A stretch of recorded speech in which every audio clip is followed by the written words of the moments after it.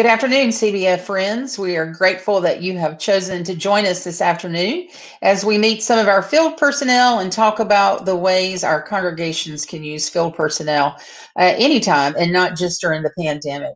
We are grateful today to have three of our field personnel units with us. I want to introduce you to Karen Morrow, who serves in Texas, to John and Tanya Parks, who are in Slovakia, and to Matt and Michelle Norman, who are serving in Spain, and also to Stephen Porter, who serves as our coordinator for global missions. Each of them will take just a moment to introduce themselves, and then we'll get right into our questions and conversation. If you have questions or that you would like asked, please, over in the comments section, please type those in and we'll get to those as we are able.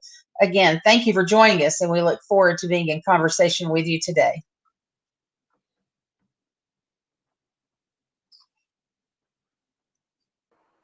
Hi, we are John and Tanya Parks, and we serve in Košice, Slovakia, and we serve among the Roma, typically and traditionally mainly in the way of education as well as community development. In terms of education, we think it's so important for the Roma. If you know their story or familiar with their history at all, you know that they are one of the most oppressed people all around the world. They live in almost every country on the globe. And yet they face incredible challenges and oppression from many different people, especially here in Eastern Europe and Central Europe. Education is one of the ways that they really can come out of those cycles of poverty that they're stuck in. We work in schools, just working with smaller children, doing clubs that we call Strong Kids Clubs that teach them physical, practical things alongside spiritual things, using Bible stories and teaching some English along the way, singing songs and games. And we also support older Roma students who go farther in education. Not many of them make it, and the ones of them that do and are committed to it, we help provide scholarships for them, school supplies and needs to help with their bus tickets and things to and from school. Just all different ways that we try to support Roma in education as they try to come out of those cycles of poverty. We also have been working in one specific village, but use the method called community health evangelism, which if any of you are familiar at all with assets-based community development, it works a lot with helping people find what they're good at and what their assets are and helping them learn how to use those to find and fix the problems in their own spaces. So we've been working in one village specifically over the past year and a half, a little bit longer, really trying to pour ourselves into that village and help them find ways to help themselves. And we could go on about other things we do, but one of the things that relates to the questions at hand is about hosting teams, short-term mission teams here. And that's one of our joys, and it has been. We've been here in Slovakia 8 years now. And one of the things that we have absolutely loved is having short-term teams here with us, serving alongside us, getting to know some of these kids that we get to see in the classrooms, and some of these Roma who are really working hard and that God is working in to do some amazing things here. And that's been one of the joys for us, is hosting teams and seeing them not only do good work here, but be transformed and go back and do good and different things where they live. As many of you have experienced, the time of the COVID crisis has been very difficult for us. Many of our ministries we've not been able to do. Many of the things that we love doing, like being in the schools, we have not been able to do for a long time now. So we have mourned those, especially having teams. We had 2 teams set up, and we were so excited about having them, and we were not able to have them here. So we have mourned that. We have grieved that, and that has been difficult for us. But just like all of you, we've also found that the change in things and the change in our world has given us energy and time to do different things. One of them is to finish up a project I've been working on for a couple of years, recording Roma musicians, just giving them a voice in the world.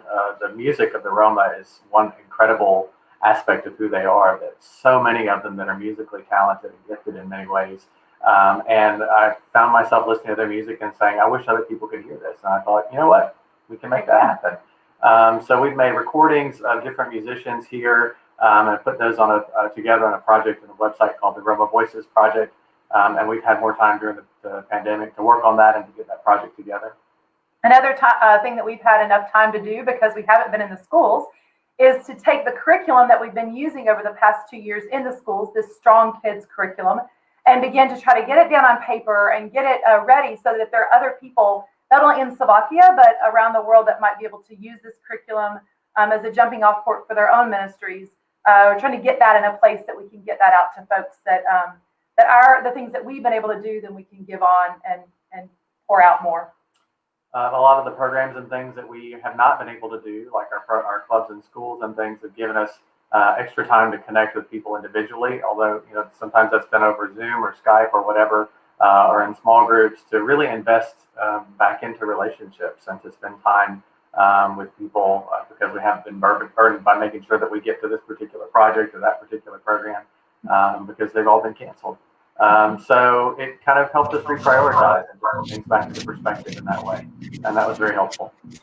We also were able to do a lot of recordings and various things for various churches in the States. And so we did lots of videos and lots of connection times using Zoom because everybody was using Zoom, so we could zoom into their conversations. And so that was a lot of fun connecting with U.S. churches.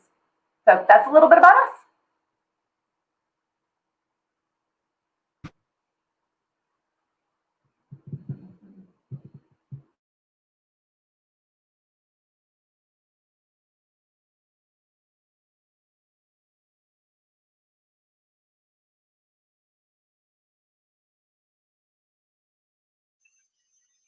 Karen, we need you to unmute. Oh, sorry about that. I'm Karen Morrow. I serve with CBF here in Fort Worth, Texas, among refugees. The Refugee Resettlement Program, I help as they come to the United States and help them begin a new life here in the United States. I extend hospitality to them, welcome them, as well as become their cultural guide and friend. Through relationship, I'm able to share the love of Jesus Christ with them in culturally appropriate ways, both in word and in deed. Also, one of the programs we've begun in partnership with Literacy Connects Us is the Ready for School program. Ready for School program is a literacy-based program where we work with refugee preschoolers and their parent to learn basic concepts that they're going to need to begin kindergarten: colors, letters, shapes, numbers. We learn gross motor skills, fine motor skills, all in hopes of preparing them. As part of the program, each one of the children receive the book of the week that they take home, and then they're able to practice whatever we've learned at home that week. Due to COVID, things are changing. We're having to also refocus that program. We're going to try and make it a virtual program whereby we will deliver to the families the book and the learning material, and then they're going to be using their phones to be able to have the book read to them and then have the learning activity directed from home at this point in time.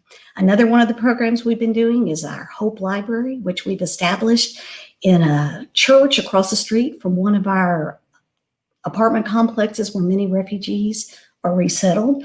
Through that program, we have reading buddies that come each week. They sit with the children, they help them practice reading, or they read to the children depending what level they're at that point in time.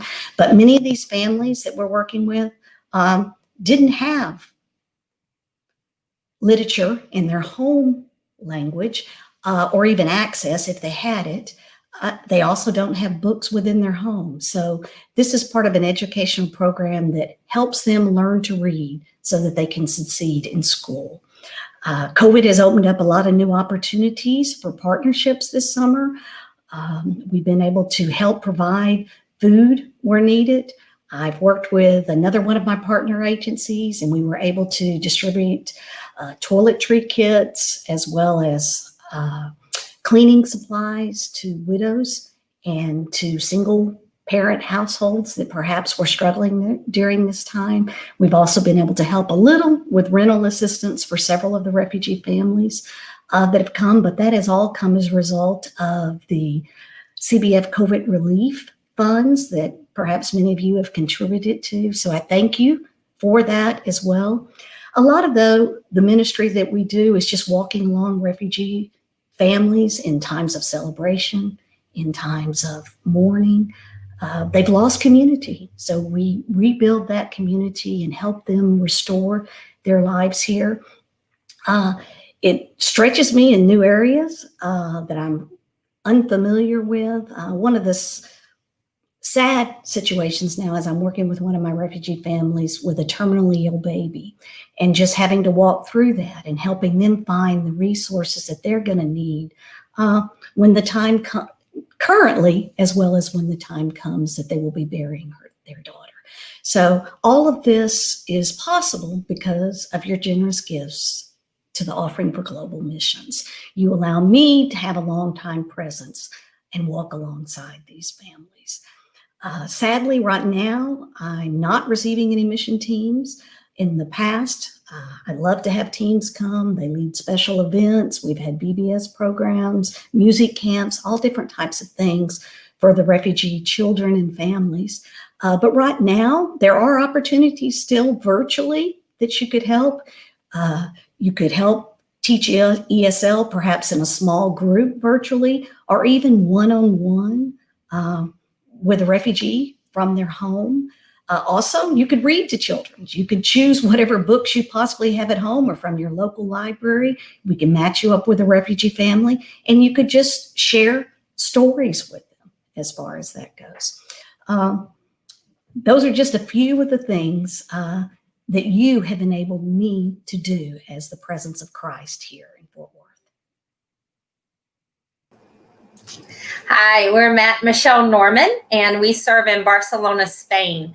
And you may not know, but Spain is actually the 5th most atheist country in the world. And so that has really shaped how we engage in ministry here in Spain. A lot of our work is around leadership development in area churches, supporting area pastors, most of whom are bivocational in their ministry, doing trainings for them, peer learning groups, and even helping them think about how to engage in this kind of context. We're also engaged in a good bit of social ministries focused on poverty alleviation and work with refugees and immigrants. But one of the most exciting things we're doing right now is engaging in a ministry called Mosaic. So Mosaic is a worship experience, and we do it in partnership with First Baptist Church Sabadell. And, you know, like Michelle said, Spain's a very secular place. There are so many people here that are skeptical. They're skeptical about Christianity. They're skeptical about religion of any kind whatsoever. And so that means that a lot of people are unchurched or have left the church. And Mosaic is a place for exactly those kind of people. It's one of those places that we wanted to have a safe place when we started thinking about it, where people can come and they can have conversations. They can ask about any question that they have and just grow and know what it means to be a Christian and who Christ is. When we began Mosaic last fall, we began by having a service once a month. And little after a few months we were doing it, people said, hey, can we grow this to twice a month, because we're really enjoying this. And then right as about the new year, and then COVID hit in the beginning of March. And we weren't really sure what we were going to do, because we were thinking, how are we going to be able to continue this online when the whole point of Mosaic is to have this dynamic interaction of questions and conversations and this experience. So we were thinking, how can we do this online?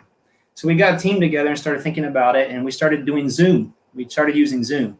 And it was great because we found out that the Zoom really worked, because you could still have those conversations. You could still have that interaction. And people were excited about it. People started following it more on Zoom and participating. And they said, hey, can we still do this twice a month? So we said, okay, let's do it. And some amazing things happened. As we started doing it twice a month, we started realizing that people were participating in ways that we never imagined. One week, I said, hey, why don't we try broadcasting this on Facebook Live? I think we can do it at the same time. And so we started doing that. And people, not only here in Spain, but in other countries, started following us on Facebook Live and started interacting with Mosaic in that manner. And then we started getting contacted by people who said, you know, during the week at home, I've been watching the recordings on Facebook, and it gives me a safe place to kind of, without any risk, listen to people who have the same questions I have. And they contacted us and said, hey, how can we participate? How can we continue to do this? And so what we've been finding out is that God, you know, works in amazing ways. During weird times like we're experiencing now, things happen. We're able to engage through Mosaic with people that we've never met, maybe never would have ever met had this not happened. And those same people are seeking to learn and to grow and are excited about what they're learning about Christianity and about Christ, and excited to be a part of Mosaic. And our work has also really increased in the area of relief. As you may have seen in the news, Spain experienced one of the strongest lockdowns in the world. Everything basically was closed for 3 months, and we couldn't leave the apartment. And so that meant a lot of people lost their jobs. And here in Barcelona, the number one industry is tourism, and we don't have any tourists right now.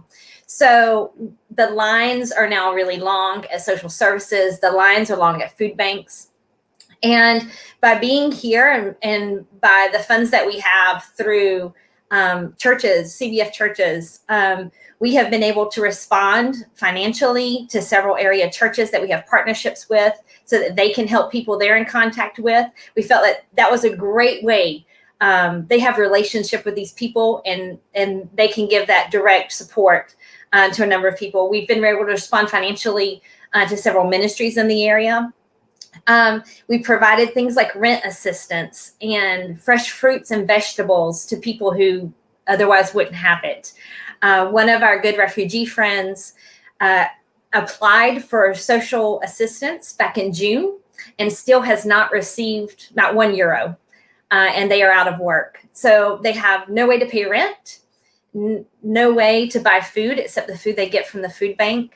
And the other day I was able to take their daughter to actually go to the store and pick out her own backpack, pick out her own school supplies, pick out her new pair of tennis shoes, so that she could walk into school yesterday really proud of what she had. And so that was really an exciting time. Another thing we do is every week we're at the food bank serving. And so Matt and I are sitting here with sore muscles today because most of the volunteers are over 70 and we're the youngest ones. And so we're doing a lot of the heavy labor and moving boxes and things. But so a lot of our work it's the same type of work. It's just we're going about it in different manners now. So.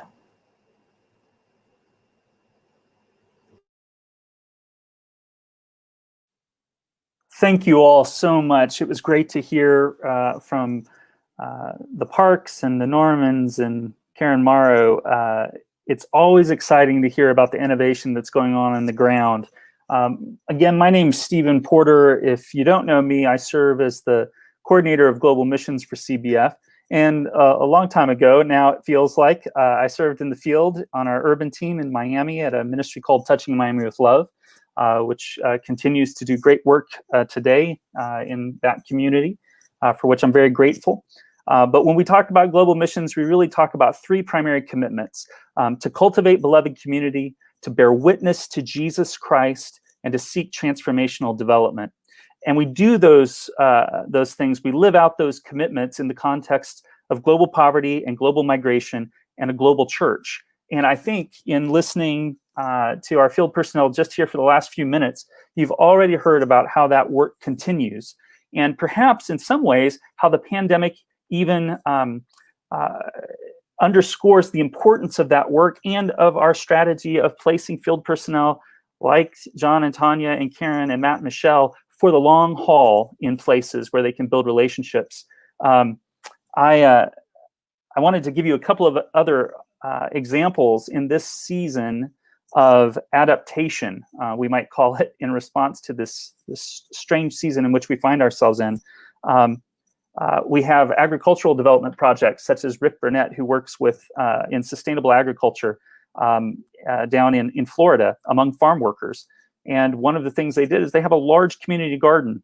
And at the outset of the COVID-19 pandemic, what they realized was it was no longer safe to invite people to the food sharing program they had as it was configured previously. And so Rick went hard to work creating container gardens for 30 different families, and then was able to deliver them to their homes or their apartments, so they could grow the same food during the same period of time that they otherwise would have come to a centralized location at. Then I think of Mahan Shawibulos, who live in Lebanon, and their ongoing ministry to refugees there, and of course the explosion that occurred just a few weeks ago in Beirut. They didn't get to take time off because of the pandemic. It only meant they needed to utilize the network of people and volunteers that were engaged in ministry to Syrian refugees over the last several years. They needed to mobilize them in a different way to help in disaster response, still providing basic needs and care for people. There are so many examples of creativity. So I'm excited to go a little bit deeper into this conversation and pose a few questions. But I'd mention one other thing that I've personally been involved in because it was kind of a surprise to me. I serve as the vice chair of the Commission on Evangelism for the Baptist World Alliance.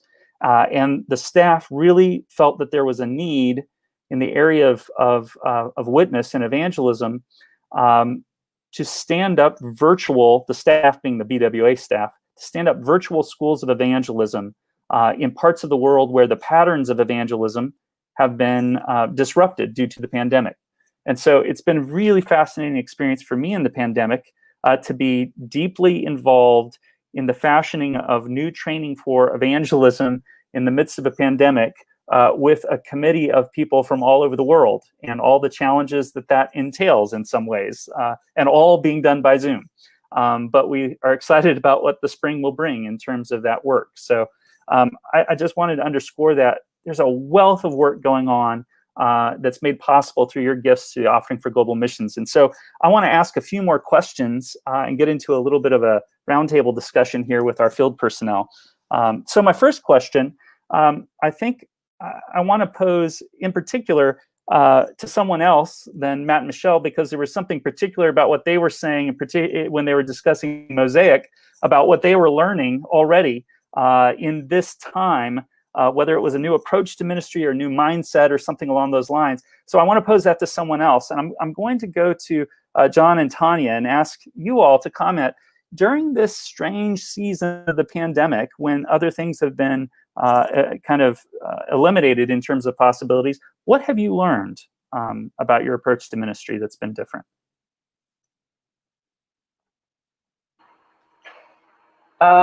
It's a lot. I mean, all of us, there's been a sharp learning curve for all of us. And of course, we've picked up some new skills in terms of doing video conferences and stuff like that. Each of us has had to learn those kind of things. But just in particular, like I was touching on before, for me at least, kind of a coming back down from programs and things that draw people in from other places and really focusing back in on the relationships that brought us here. Yeah, you used a phrase I just loved. You said we're investing more in relationships. And I jotted a note when you said that, because that was striking to me. It can be easy to get sucked into kind of a cycle of programming, which is important, but there is something qualitatively different about those relationships. Yeah. Say a little bit more about that. Yeah. And sometimes that didn't mean sitting down for coffee, obviously, during that time. And that was often sort of our go-to, like, let's meet for coffee, let's do this. But it gave us time. Yeah. But it gave us time to check in on people, whether it be through Zoom or through Facebook or whatever, and really find out, like, how are things going? How are you doing? I had one couple who were like really, really struggling, and we could walk through that with them. But then another couple who, without all the distractions, their relationship was flourishing. So, and we could walk through that with them because we had time, because there was space to do those kind of investing individually. I was a pastor before we moved here, and I found myself going back to kind of the pastoral ministry that we left when we came here, just to really checking in on people, walking with people through the difficulties that they experienced during this time. And it was life-giving in a lot of ways, because we had gotten so consumed sometimes in making sure that all the things in our programs fell in place, that just step back and to really invest in the relationships. That was a really big deal for us. And about 90% of those were here, right around us. But because we were doing this virtually, 10% were people in the States, CBF church pastors and leaders that needed a different perspective, that needed to chat about things that we were kind of an outside source that we could do. So very much, most of it was here and happening with folks here, but we also had the space to also connect to churches and pastors in the States as well. Well, and I heard, I don't know, to shift to Karen for a second, you used the language of walking alongside refugee families. And in a similar vein, how has that changed in this season for you? Kind of like what John and Tanya were talking about, investing in those relationships. What form has that taken for you during this season? Well, I'm a person that likes to be with people, so it's been very frustrating for me not to be there. But a lot of what I did was, go to the door, apartment doors, knock. I stood back, they stayed in the apartment, and we would visit that way so that we still had a physical presence. One thing that's very difficult for refugee families when they come is they're so isolated to begin with. And several of our new families had really arrived amidst COVID. So they were living literally in an apartment with no relationship and no contact with others. So, being able to do that has been helpful. But I think, like they said, again, it was time when you're not teaching a program, or time when you're not having to do other things, gave us more time, not just with individuals, but to sit down with our partners. And, we again had siloed ourselves, and we really weren't partnering like we should. But to be able to take the resources that I had and be able to share them with other groups working and refugee churches, to bless them to reach out. And that's been a blessing in seeing the refugee churches step up during this time and really began providing for their membership. And they were even sewing masks and distributing to everybody as far free of charge. So it's been a blessing just to watch them grow through that. Yeah, that's fascinating. I mean, that's so much the global church. That's the reality here. I read yesterday, I believe it was, the Methodist Mission Board relocated down to Atlanta, down on Ponce de Leon Avenue in Midtown here about 2 or 3 years ago from New York City. And there was a note in the paper that Methodist in Korea, so the Korean Methodist Church, sent 10,000 masks to the Methodist Mission Board here in Atlanta, just as a gesture of thanksgiving because of the way that American Methodists had partnered with their church over the past century. And I thought that was a beautiful example, and kind of similar to what you're saying about the way that this pandemic is actually made, in an era of a global church, made the world a little bit smaller in terms of the church. One of my favorite, and the leading mission historian in the United States, is a woman named Dana Robert, who teaches at Boston University. And she recently published a book called Faithful Friendships, which is about embracing God's plan for diversity and community. And one of her kind of takes on the history of Christian mission is that it contributed to the fostering of these faithful friendships around the globe, and that changed churches, and that was a primary kind of mode of mission. So I just love hearing you all talk about the importance of relationships, because they are transformative in the same way they're transformative, I think, for us, right? And so that's a real gift that you bring to our wider fellowship. If I can shift the question, let me ask a different question. I'll pose this one to Matt and Michelle. How do you imagine that this period will change how local churches here in the States engage in mission? Yeah, that's a great question. I think that, one of the things that we can really see possibly coming out of this is higher cost of travel. I mean, we've already seen kind of that happening slowly. The cost of travel for groups, being able to take larger groups especially, might be really expensive in the coming period after this. So it might be harder to do that.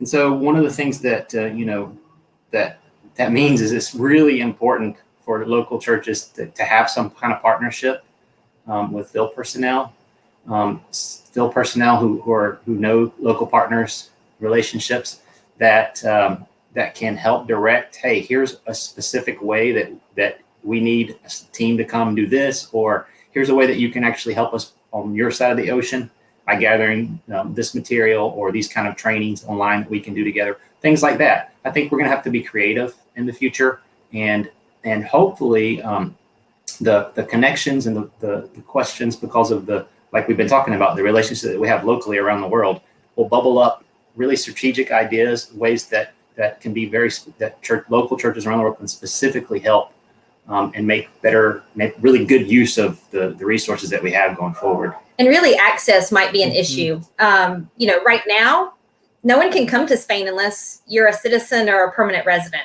Yeah. So it's not even possible to come, even if you don't mind flying. So I think that access could really be an issue. It may be more difficult to get permission to enter certain countries. And so again, that long-term presence is going to be even more important in the future. Well, that's an interesting thing you say. There was an essay in the Atlantic, the periodical here a month or two ago, that was written by someone that was German but had dual nationality, American and German nationality and passports, and it was her reflection on how much she prized when she became an American citizen and had that passport and kind of what it meant or symbolized in the wider world. And then now finding herself, and the title was something like "The Dwindling Power of the American Passport," that it simply did not give her the access that it once did. And so her German passport had a lot more value in the moment. She wasn't, saying about the value of countries or anything like that. It was just a really, a narrow technical insight about, can I get access to places with this? And I think that's a really interesting and challenging point, especially, Matt and Michelle, you helped the fellowship and helped Global Missions in authoring the Pivot curriculum, which was about kind of a reverse model of doing short-term mission engagement, of spending time with field personnel. And I don't know if Karen and John and Tanya were involved in having some pivot groups and training or not, but I know Matt and Michelle have.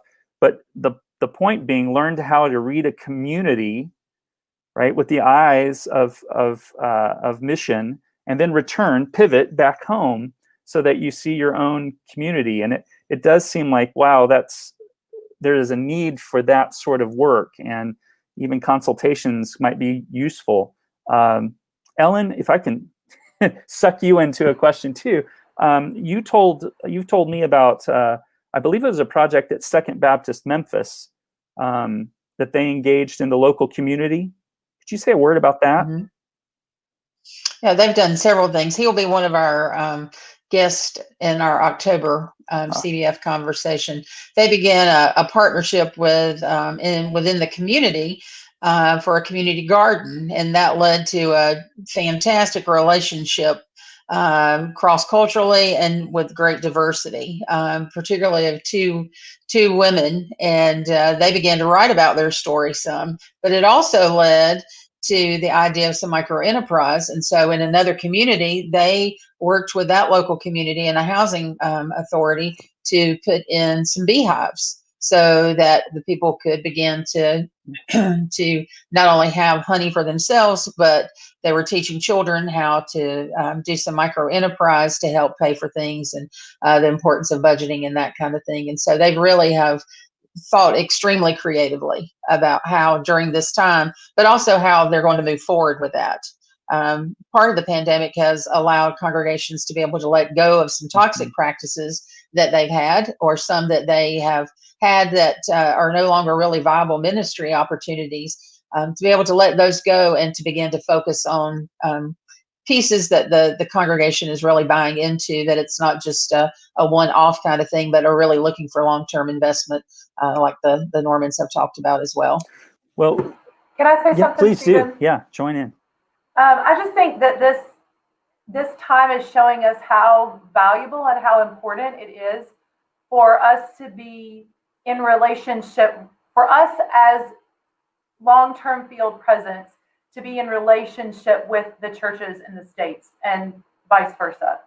For us to think creatively with pastors and leaders and lay leaders who might have come before, but instead of, make it something where it's a relationship that we can invest in and develop. One of the things that John did last year was connect, and we've done something like this most of the years we've been here, connect a group in the States, whether it be a Sunday school class or an individual, with a group here, whether it be a class or like this past year, it was our scholarship recipients.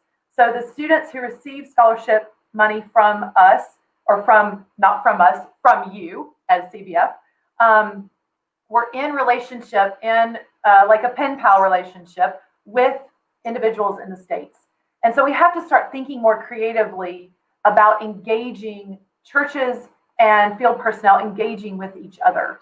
Yeah, that's a really interesting example, because I can think of another example of that here in the States with one of our field personnel on the Internationals North America team, Pat, who lives up in New Jersey, and made a connection with a local church, and they created a kind of a virtual pen pal sort of relationship, doing, and even more than that, doing like a Bible school together with Persian children and folks from kind of more traditional American church. And it's been life-giving to both groups. It was just really, really beautiful. So I think those opportunities are really important, and I appreciate you highlighting that. And that was actually the next question I was going to ask. Are there other ways you think that field personnel can walk alongside churches in this season? If anybody else just wants to jump in, if you have other particular ideas, I'd love to hear it.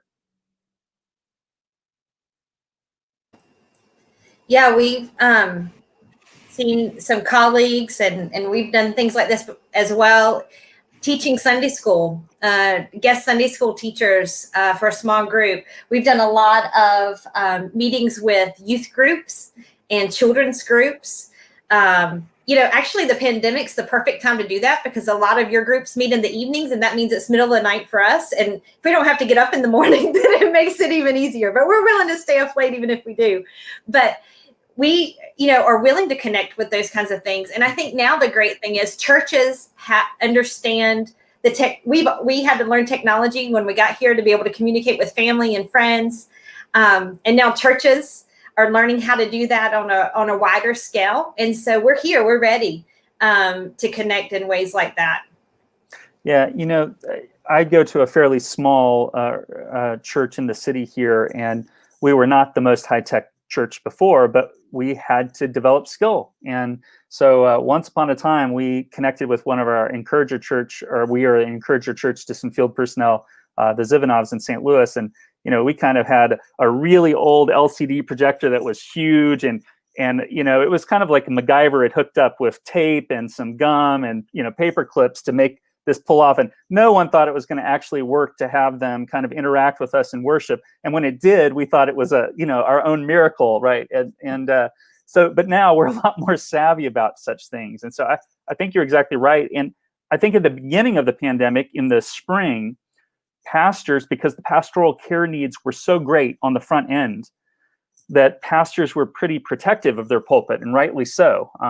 Paul Baxley once said to me, "Well, I wouldn't be sharing my pulpit with anybody either," But now that we've eased into a different kind of a different place, psychologically, emotionally, in that, and the reality of the challenges or the fatigue of doing everything online, I find that a lot of churches are now much more open to that, and so. I think it's great. And if I could make a plug for anybody listening, invite field personnel to speak, whether it's a missions moment or a sermon in your worship services. I just think is a brilliant opportunity, where in times past, we might have said, well, it's going to cost too much to bring John and Tanya clear from Slovakia back to the States to do something. Well, now you can do it just with a schedule invitation on Zoom. And so it's really an opportune time for engagement. And I hope post the pandemic, that sort of engagement increases or continues. So let me ask another question.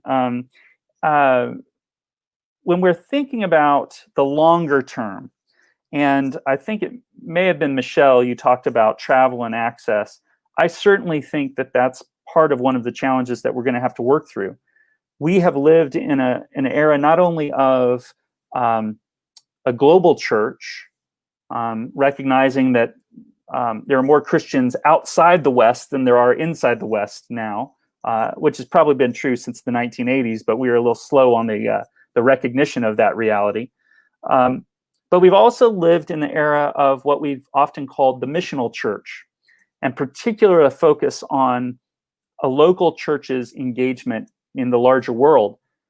And that was fueled quite honestly by the wealth, respective wealth of churches in the United States, the ease of technology, and especially the technology of air travel, and the ease of crossing borders. In fact, some of you might remember, if you've been around CBF for a long time, we used to have a slogan. We called it "Missions in a World Without Borders," right? Anybody remember that? It was a big campaign for a long time. Imagine we're in a world where borders are actually tightened and access is less. Visas are more difficult to come by. In what ways do you think those changes could usher in a new season in Christian mission and perhaps even underscore the importance and the strategic value of CBF's commitment to long-term presence in the mission field? Can somebody talk a little bit about that? And I'm also conscious about a little bit of the flip side, and Karen, you might want to address this. We live in at least in a present season in this country where the number of immigrants coming in and refugees has been significantly curtailed. And that changes this world we live in as well. So, well, I've been really impressed with the churches and how the churches have creatively used technology with virtual BBS and all sorts of different programming that they've been able to do online. And, we talked about CBF originally doing missions in a world without borders. And what if those borders shrank? Well, they wouldn't be shrinking necessarily with the use of technology. So I think if some of the churches could think creatively, I think they would still be able to do that. Also, you're correct in that our numbers are shrinking of new immigrants that are coming, but I think there's unlimited opportunity even with the immigrants that we already have here, if we would just look around. And I think one thing that we of CBF field personnel have to offer is years of experience working among the international population. It would be great to be able to walk alongside churches as they explore the international community in which they live, and to help them ask the questions and help them explore how can we reach our international neighbors right here where we are.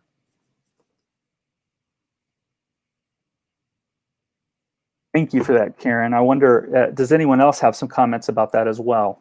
That longer term picture. I've got some thoughts on that, and I was thinking about this actually through the last couple of questions. That really what we're seeing right now, like you mentioned, the borders, the borders are back, and they actually seem to be getting smaller in some ways. And I think it's giving us, like I was saying, to kind of come back to the relationships that we have locally and focusing on people here. I think churches are discovering that too, that they might have gotten so busy in their programs and outreach and stuff like that they've realized that there's a world right around them that they might have neglected. Some within of them were their already, borders, within so to speak. And a lot of them were already engaged in those places. I'm not discounting, I'm not saying by any means that all churches are doing this, but I know from personal experience that there were some churches who now are looking much more locally. And, that's kind of been the trend in our world. People are getting to coffee shops where you can get coffee that's grown, more locally, or stores where you buy things more locally and you source your groceries and things from more local. It's kind of going back to the basics and back to what's right around us. And we're reimagining that. Like we said, we've had difficulties trying to figure out what that's like without having these teams that come over from the U.S. to come help us. That's been difficult reimagining that, but we're working on that. And that's a way that we can walk alongside each other. Churches discover the same kind of questions. What does it look like when we can't, spend all this money to go over to Slovakia to serve? Well, how can we use this here? What difference can we make here? And I think that's why one of the reasons what Kieran and other field personnel are doing in terms of welcoming and helping people discover what's right around them is invaluable. And I think it absolutely underscores the need and the value of long-term presence, because without, we can't be short-term presence right now. So we need long-term folks in places over the long haul with visas that allow us to stay here and be here, even in the hard times. We're sitting with our folks in the difficult times. We didn't run back to the States to because of COVID. We're here with folks. And I think that matters. Yeah, Matt and Michelle, do you have any additional comments? I know you spoke about that a little bit earlier, but. Sure. Yeah, one of the things that I've noticed is because of technology like this that we're on right now, the ability to network and to tell stories about what's happening in ministries in different places, in different parts of the world. I was on a training call with different pastors from Denmark last week, and we were talking about how they're engaging young pastors and training them in 5 different contexts in Denmark, while I'm sitting in Spain talking about what we're doing in Spain here in Barcelona with young pastors in different churches. And the whole point of that conversation was it was a learning conversation. We were kind of like a network, a learning network, trying to talk about what's working, what's not working, how does that fit in this context, what ideas could we get from it, and try. And I think that's one of the values about CBF, as a cooperative group of Baptists, we need the ability to think about what's happening in different places around the world, in different cities, in real, everyday, tangible ministries, so that we can learn how to actually learn from those things and apply them in different ways, in creative ways, in different areas, to help our churches. Yeah, thank you for that. I've had 2 thoughts as you all were responding to that question. That one is that passage in 1 Corinthians 9 where Paul says, "I've become all things to all people, so that by all possible means I might save or win some." And that sort of flexibility and adaptation and creativity, and I think really captures some of the spirit of this conversation, and also the opportunities and the spirit of how our churches are responding right now in the midst of this in their local communities. And so that's just exciting to me. And the other thing that it strikes me with that goes a little bit back to what both Karen and Tanya were saying was, and I've used this elsewhere, so forgive me, but it's one of my favorite things. And actually I learned it, I was pointed to this from the woman, the historian Dana Robert I mentioned earlier. So maybe I'll sound like an old record, but D.T. Niles was an important ecumenical leader and eventually became an Anglican bishop in his country in South Asia in the 20th century. But at the meeting of the Edinburgh World Missions Conference in Edinburgh in 1910, which is probably outside of something in the pages of Acts, the most important missionary meeting in history, in Christian history, he stood up as a young priest before this large assemblage of mission leaders from around the world and said, "We will never forget that you have given your bodies to be burned. You have sacrificed for us in countless ways." He goes through this kind of litany about the sacrifices of missionaries. And he says, "But what we need more than anything else is love. Give us," he said, "friends." And what you embody for me, the 5 of you, is friendship with a global church, and not in some vague, universal way, but in particular places with real people. And it's through relationships that our lives are changed, our relationship with Christ, but also our relationship with others.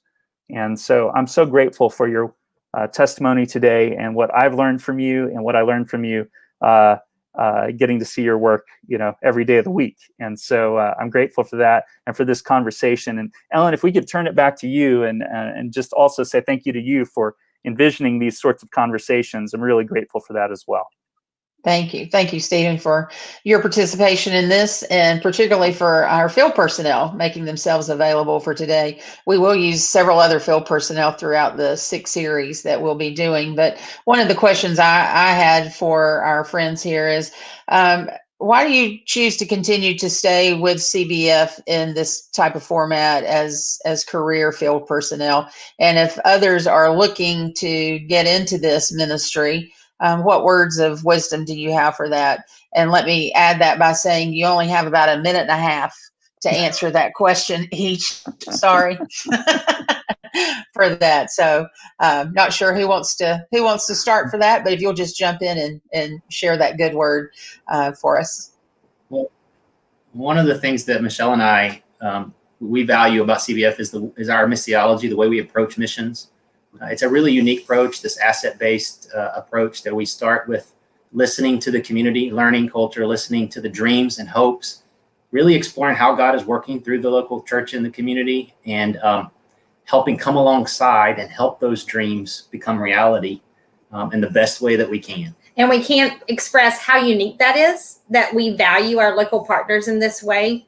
We've had pastors time and time again here go, wait a minute, every other missionary I've dealt with, and I'm sure there's others that do it like we do too, but that they come in and they tell us their project and they say they're going to do this, and they do their project and then they leave. And this is the first time we've actually sat down with a missionary and them say, what are your dreams? What has God laid on your heart? And so we really appreciate that focus of CBF. Great. Thank you. I think for me, it's beloved community. The beloved community that we get the chance to create, like Stephen was just talking about here, in the spaces that we live and work.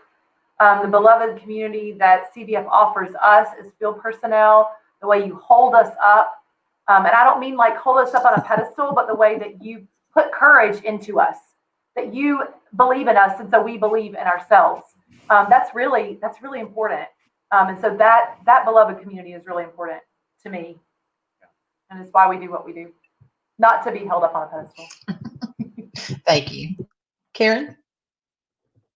I appreciate the holistic approach to ministering to the whole person that CBF has, and giving me the freedom, literally, to walk alongside these refugees, and the creativity to do what God inspires me to do, but also the ability to partner with across the board with all others doing ministry among refugees, and to empower them, to empower the refugee church to do the work that God has called them to do. Great. Thank you all so much. We know that our work and our partnerships together is what CBF is all about, which creates the fellowship. And there are many other opportunities to engage our field personnel in our work in our local congregation, as well as in advocacy, in many other ways. So we encourage our churches to reach out to our field personnel to use for teaching a Sunday school lesson, to bring a mission moment, to lead the prayer time, or to even bring the sermon presentation, or to speak to a mission group. There are many, many ways and avenues for our congregations to enjoy the work of our field personnel, to help us tell the good story of that. And a couple of pieces that some of our audience may not know about that talk some more about your work as a way to keep your churches engaged is by signing up for our weekly mission bite. It's a 100-word or less summary of a story, an event that takes place in the lives of our field personnel and people they encounter and love on. It comes to your mailbox every Tuesday morning, and it's a way for you to use that as a mission moment for your congregation as well. Our field personnel also send monthly prayer requests to us, and you find that as a running piece on our website as well. It's called Prayer Associates, and you can sign up to receive that monthly. It's a great way to share with the Sunday school class, to attach to your Wednesday night prayer list, and other opportunities that you have for prayer. We all covet prayers, those who serve on the field, those of us who serve here in Decatur as well. Appreciate your prayers for that. Our Prayers of the People, newsletter, magazine type feature is out. You can get it online as well as a 52-week supplement that will come to you as well, and you can attach that again, or you can sign up to have it delivered to your actual mailbox, the paper copy. Those have been shipped out to a lot of our congregations this past week, and you'll find those available too. And that gives an overview of every field personnel, chaplain, CBF staff, and those are free. It's one of our larger publications, and we're grateful to share that with you. All of those are available on our website, as well as the many videos and great communication pieces that our communications department puts together, all of our videos and such for our offering for global missions. Our field personnel have the presence on the field and long-term engagement because of that offering for global mission, and without it, all of this work would not be possible.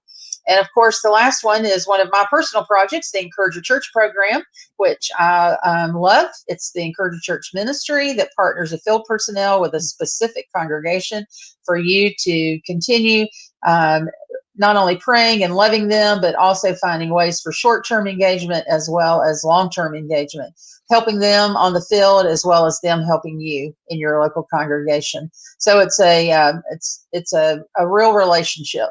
That's not just one-sided. It's a way for each of us to grow together and deeper appreciation for the work of our field personnel, but also in deep appreciation for the local congregation and the work that you do to make CBF a great fellowship as well.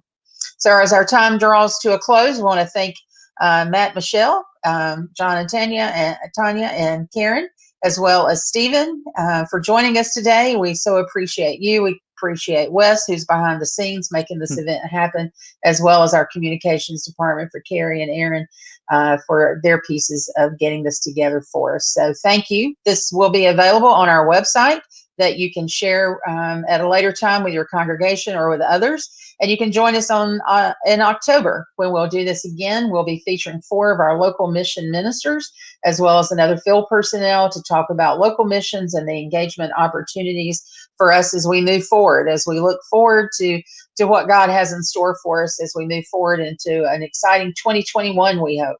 So until then, we offer a word of encouragement, a word of prayer, and a word of goodness from our great God to each of us, that God loves us, God cherishes us, and God calls each of us to serve. So together we serve together as the great fellowship of the Cooperative Baptist. Thank you all.